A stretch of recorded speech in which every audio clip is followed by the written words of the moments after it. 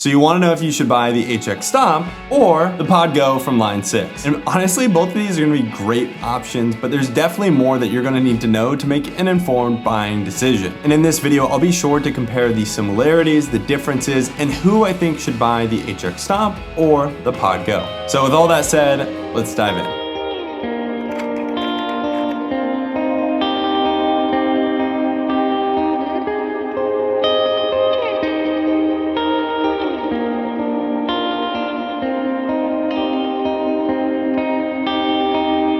Now, first and foremost, both the HX Stomp and the Pod Go are going to be long supported items from line 6. And as somebody that has owned the Helix, the LT, the HX Stomp, and now the Pod Go, I found that line 6 has continued to make these products better through new firmware updates. Plus, both of these units are going to have that flagship Helix sound. They're going to have a lot of the same amps and effects. And so in this case, no matter which route you go, you are not compromising on tone or sound. Now, the HX Stomp is going to be the older of these two units, and for the most part, when I see people running this, I typically see them using it in combination with a pedal board or other pedals. And as you can clearly see here, the HX Stomp only has 3 foot switches, and in this case, I've added an auxiliary foot switch to give me 2 additional foot switches. This is from Pedalnetics. It's amazing. I will drop a link in the description. That's not a sponsored plug. I just think this is awesome.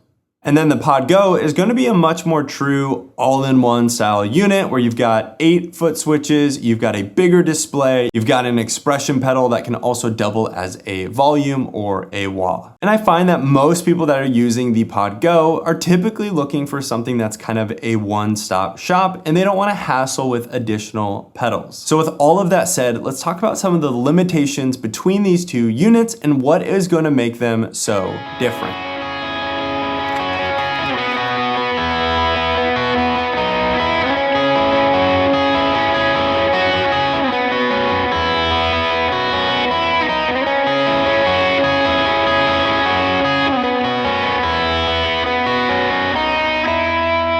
Now, to state some of the obvious hardware differences, the HX Stomp is going to be much smaller than the Pod Go. And like we've already discussed, that comes with the cost of having less foot switches. And in this case, the Pod Go is also going to allow you to have 4 snapshots versus the HX Stomp is only going to allow you to have 3. And one of the biggest differences between these two units is the Pod Go is going to be much more restrictive or limited in terms of the signal chain and what you're able to do with the unit as compared to the HX Stomp. And in this case with the Pod Go, you are always going to have a volume, a wah, an effects loop, and an EQ built into your signal chain. Now you do have the ability to move that wherever you want. However, that is immediately going to take up several blocks, in this case then limiting the rest of what you can add into your Pod Go. And with the HX Stomp, you're only limited in the sense of having a certain amount of DSP, but for the most part, you can pretty easily get all 8 effects blocks onto the HX Stomp. And because of those differences that I just mentioned, that's why I've personally always kind of leaned more towards the HX Stomp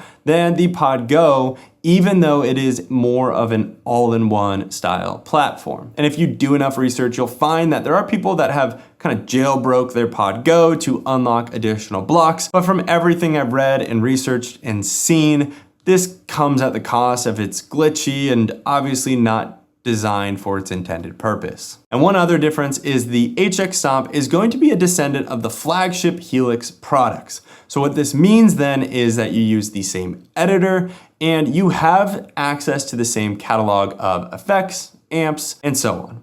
Whereas with the Pod Go, there is differences as far as how expansive the effect library is and the amp library. It's not super limited, but there is a difference. However, like I've already said, it does not matter if you've got a Fender Deluxe amp on the HX Stomp or the Pod Go, they will sound the exact same.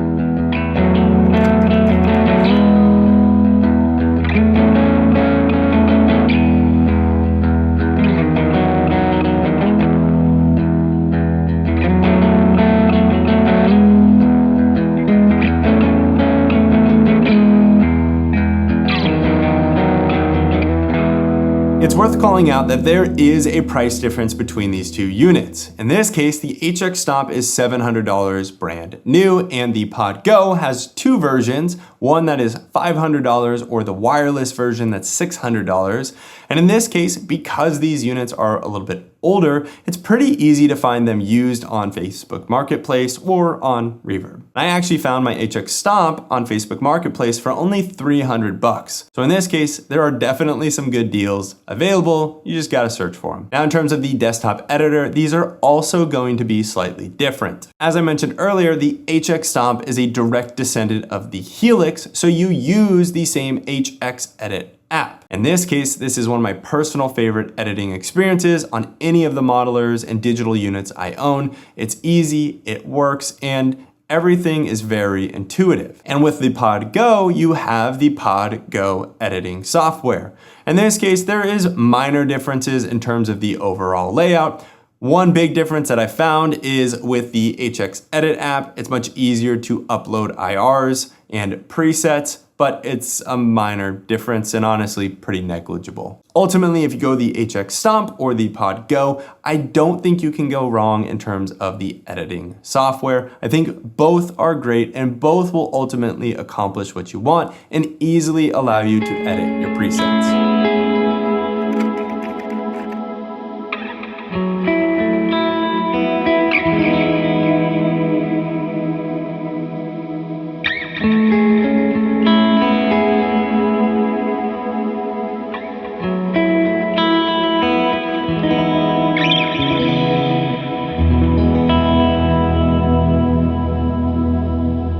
Which one of these is right for you? That is the golden question. Of course, I don't personally know you. However, I've been around a lot of musicians that have owned both of these units, and I think I can make an informed guess or assumption as to which of these units you should purchase. If you are somebody that wants to integrate this with the rest of your pedals or build it on a pedal board, I think you should go the HX Stomp route. In this case, you've got a ton of wiring configurations and different options you can use. You can send out MIDI signals, and I built an entire pedal board using the HX Stomp as the brains, and you can watch that video right here. Plus, if you are somebody that just wants a really small and compact rig, wants to be able to throw it in your gig bag or your mono bag, the HX Stomp is slightly smaller and able to do a little bit more, and because of that, it may be the ultimate grab and go piece of gear that you need. And on the flip side of that coin, if you are somebody that wants an all-in-one style unit, you want something with more foot switches and more overall snapshots, the Pod Go is a spectacular option. Like I've already mentioned, you do get one additional snapshot with the Pod Go over the HX Stomp,